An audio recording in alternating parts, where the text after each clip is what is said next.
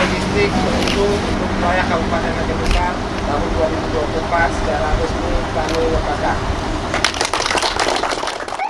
Penjabat Bupati Aceh Besar Muhammad Iswanto SST PMM diwakili Asisten 1 Sekdakap Farhan AP melepas armada pendistribusian logistik pemilu tahun 2024 berlangsung di halaman Janto Sport Center Kota Janto, Aceh Besar pada Minggu 11 Februari 2024. Dalam kesempatan tersebut, Farhan AP mengatakan jumlah TPS di Kabupaten Aceh Besar berjumlah 1.264 TPS yang tersebar di 23 kecamatan dan khusus untuk hari ini akan didistribusikan logistik pemilu untuk 11 kecamatan, sedangkan 12 kecamatan lagi akan dilanjutkan pada Senin 12 Februari 2024 besok. Ia katakan karena Kabupaten Aceh Besar terbagi dengan dua wilayah hukum antara Polres Aceh Besar dan Polresta Banda Aceh, maka untuk wilayah hukum Polresta akan didistribusikan besok dan hal ini sudah dikoordinasikan dengan pihak Polresta. Menurut Farhan, menyukseskan penyelenggaraan pemilu tahun 2024 di Kabupaten Aceh Besar adalah tanggung jawab bersama. Ini bukan hanya tanggung jawab KIP ataupun Panwas saja, namun ini tanggung jawab semua baik aparatur pemerintahan dan juga masyarakat.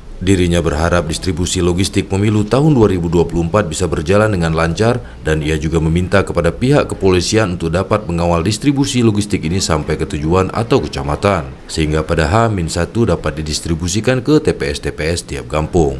Sementara itu, Komisioner Komisi Independen Pemilih KIP Aceh Besar Miswar meminta kepada seluruh forum komunikasi pimpinan daerah Aceh Besar untuk terus memberikan dukungan dalam melaksanakan tahapan pemilu tahun 2024 di Aceh Besar, sehingga pelaksanaan tahapan pemilu dari distribusi logistik, pencoblosan, dan penghitungan suara bisa berjalan dengan baik dan lancar di Kabupaten Aceh Besar.